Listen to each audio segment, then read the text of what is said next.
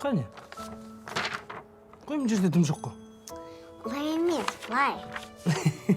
Ей, жаным. Так. Кімдер мынау? Мынау мама, мынау сен, мынау мен. Ихсаны. Болашақта сен көп киноларға түсесің.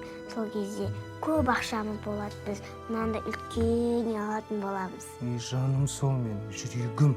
Бұйырса, әкең бір дұрысынан джекпот көтерсін, сосын бәрі де болады. Әке, ертегі айтып берші. Ертегі? Қандай ертегі айтып берсем екен саған? Жахан, отыра бермей мусор төксеш. Бір күні бір жалмауыз кемпір болыпты.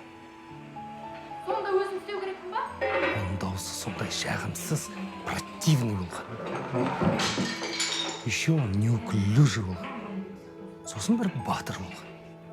Батырдың әп-әдемі, сүп-сүйкімді принцесса қызы болды.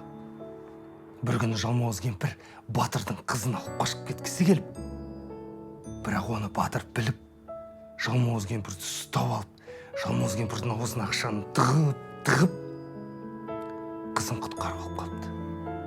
Қалай қызым?